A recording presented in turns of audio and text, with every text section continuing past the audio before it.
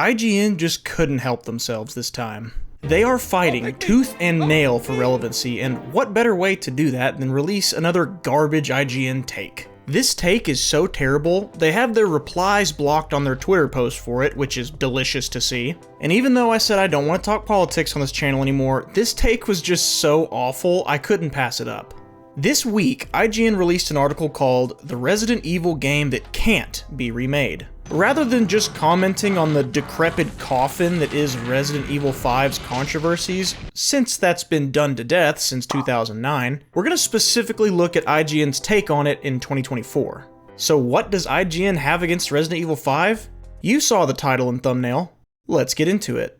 Now, this article had me in the first half, I'm not gonna lie. It starts off by mostly spitting some facts, with the majority of its stages being little more than corridors peppered with dead ends to hide treasures in. Agreed. The result is an unholy hybrid of Resident Evil, Gears of War, and Call of Duty. True.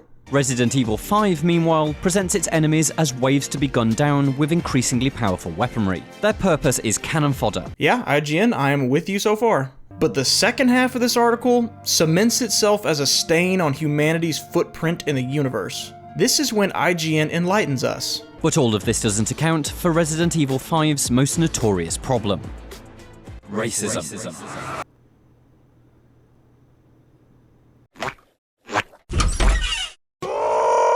I think I'm starting to believe only game journalists agree with this take. The argument that IGN is making in this article is that RE5 should never be remade because it would be too complicated to remake it in a way that's politically correct. The problem with that, though, is that for this argument to have any merit, that means RE5 has to have been racist, which it isn't. This article just argues about a problem with a game that doesn't exist. It's like they're hoping enough people will agree with this take that they'll manifest that problem with the game into existence. Dude, present day IGN calling this game racist makes me feel like I'm 12 years old again sitting at my parents' computer. That is how old and tired this argument is. In case you didn't know, Resident Evil 5 takes place in the continent of Africa, whose real-world demographic is predominantly black. And as a surprise to absolutely no one but the sensitivity police that we call game journalists, in RE5 the majority of the parasite zombie people that you fight are black. Wait, there's black people in Africa?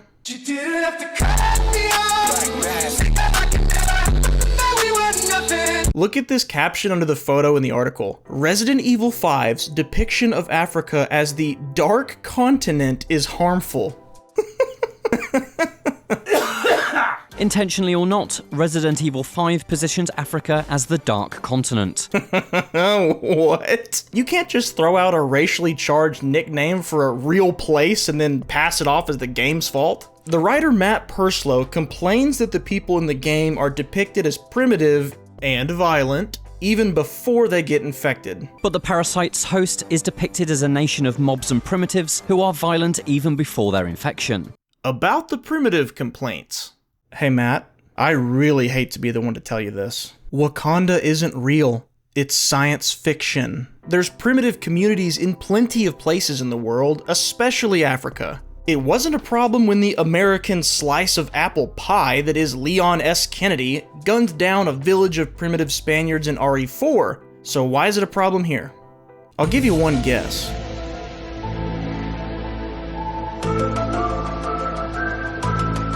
It feels like people who refuse to accept that there are still underdeveloped communities in the world have just gotta be living in front of their screen 24/7. Like, it's just unfathomable to them that somebody else in the world doesn't have access to the same type of technology that they do. Or maybe they don't even believe these garbage takes, they just do it for engagement. That's a possibility. As for the violent part, who are violent even before their infection. IGN, you've had since 2009 to do your homework on this game, so if you're gonna call it racist, the least you can do is know what you're talking about first. If we crack open the Kingerd's encyclopedia of all things Resident Evil, we will see that the violent people at the very beginning of the game are clearly already infected. You can actually see them attacking non-infected people. There is not a single instance in this game where you witness violence occurring by someone who's not infected unless it is one of the bosses that works for Tricell, and those guys are not locals. And all the villagers in the swamp with the body paint and grass skirts? They're armed to the teeth with their weaponry to defend themselves from European expeditions over the years and monsters created by the progenitor virus that originates in the flowers right next to where they live. Now that kind of story ought to be right up your alley, IGN. You know, white people bad. So couple the threat of outside invaders and wanting to defend the flowers from people who might want to come and take them. Combine these things and you've got an isolated society who doesn't really need to advance in their technology, and they're cut off from the rest of the world anyway. How could they? That's right, this ain't my first outbreak. Me and Resident Evil go way back. Both writer Matt and publisher IGN could also have known this too, if they hadn't been so busy being offended and actually remembered to do their jobs as gaming journalists before accusing a game of racism. Call me heated, that's fine. Matt started it though.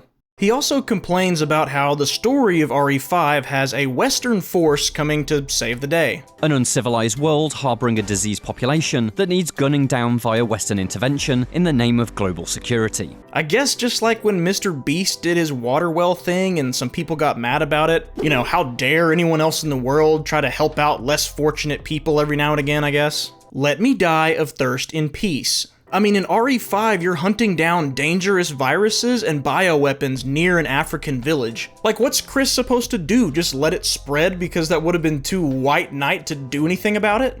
The bad guys are the ones taking advantage of the villagers by experimenting on them, and the bad guys are white!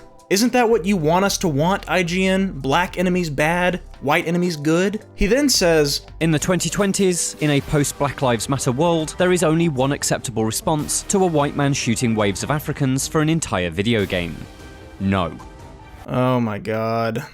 Just a white man shooting Africans? Did you forget about Sheva? Sheva Alomar, a person of color, and the other playable protagonist in this game. She just chopped liver to you? Is the game still racist if I've only ever played as her? Because, you know, her hitbox is smaller. Also, way to lump in all of African people under one skin color, Matt. The words black and African are not interchangeable. There are white people in Africa too. And there's white people in the game in case you didn't know. Set in a fictional West African country, Resident Evil 5's primary antagonists are black people, black people, black people, black people. Black people. Granted, the common enemy types are more often black than they are white, but what is wrong with Capcom trying to reflect real-world demographics of the African continent in their video game? Look, Resident Evil 5, my own problems with the gameplay and tone aside, was trying to stand out from the rest of the series up to that point. We'd already done dark hallways, mad scientist labs, and a Spanish village, so Capcom went for something drastically different. Broad daylight in a fictional African country. And you know, kudos for trying something new. But then Matt asks the question. And if you take Africa out of Resident Evil 5, is it Resident Evil 5 anymore? Well, Matt, there is only one acceptable response to removing the African setting from Resident Evil 5. No. Capcom, buddy. Come here. This journalist does not represent the opinions of the majority of your fans. The YouTube dislike ratio and the blocked Twitter replies should be enough evidence of that. And here's a community note for good measure that calls them out for getting the story wrong and reminding IGN they gave that game a 9 out of 10. My headcanon says Elon had enough of their Africa slander. I mean, the guy was born there after all. If you want to remake Code Veronica first, go ahead, do it, that sounds great. But you knew dang well that the ending of RE4 Remake was gonna give us a hankering for Chris's rematch with that boulder. Social sensitivity came after Hogwarts Legacy 2, look how that turned out. Look, you teased an RE5 remake to us, and if we don't get it, we're gonna know why. By all means, make changes, please make the gameplay more of a horror game. Dude, RE5 Remake actually feeling like a horror game would be a dream come true for fans like me who were disappointed in the, shooty let's be Call of Duty the first time around. But if Capcom goes Cap Coward and backpedals on RE5's location or races, there won't be any denying Capcom is choosing the political messaging over the art itself. Now don't get me wrong, I'm not saying I just have an insatiable itch to drop from the battle bus into Africa and start Danny DeVito blasting the locals that are darker than me, but RE5 is a game that already exists and we're not talking about subtle changes here. Subtle changes such as race swapping an obscure character that's never been in a game before, or race swapping a side character. Chris Redfield is no side character, he's the main character of the original RE5 and one of the main characters of the whole series. If Capcom gives in to IGN's demands by race swapping or removing Chris entirely, or changing the setting, or even just altering the demographic of who you're fighting, the cowardice will be blatant and no one will be able to deny it's intentional. Sweet Baby is getting raked over the coals for their intentional contributions to gaming. Surely Capcom is a large enough company where they don't have to pander to socially sensitive shareholders and moneylenders, right?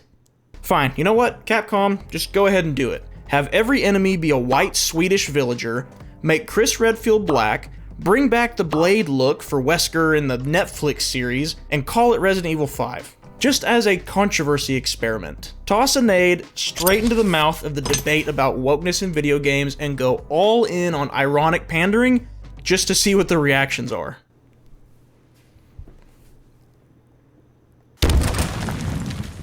Can't wait to see that win IGN's Game of the Year. You want to see some more controversial stuff from IGN? Check out this video right here. Let me know, what do you want to see out of the Resident Evil 5 remake, if we ever get one? Let me know in the comments. As always, thanks for watching. Kingerd out.